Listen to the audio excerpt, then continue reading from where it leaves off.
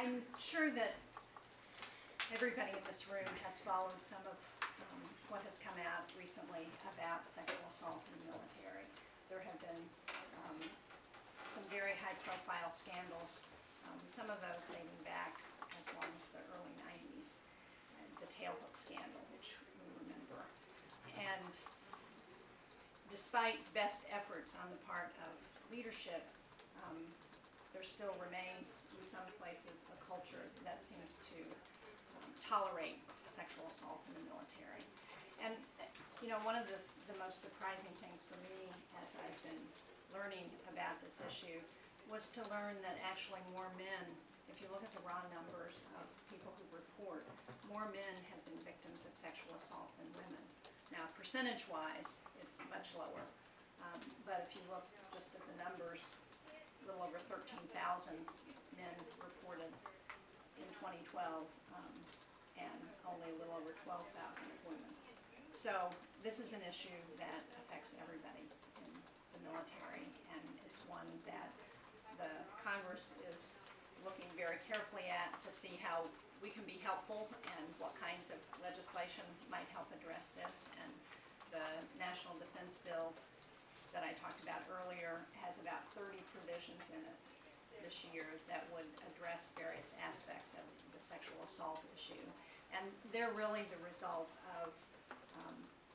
what we've heard from people in the military, from victims who have come forward, an attempt to address some of what seems to be not working very well in the system as it currently exists. One of the provisions that Jan mentioned that has gotten the most attention has been the whole issue of, do you continue to have the chain of command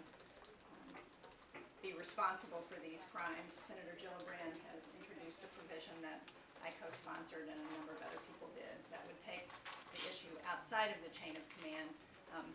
I really don't want to get into that issue this morning. What I'm really hoping that we can do is that I can hear from all of you some of the things that you've seen that work when we're addressing this issue in the civilian world, and how you think that might be helpful as we're looking at the issue when it comes to the military. And let me just finally conclude with saying I think most of us would agree that we have one of the finest military, the finest military in the world, that the men and women who serve do so at great sacrifice to themselves. And this issue is an issue that has been a stain that we need to eradicate, because it doesn't, the men and women who I've met who serve certainly are not deserving of the stain of sexual assault. So let me close with that and then really see if we can open it up and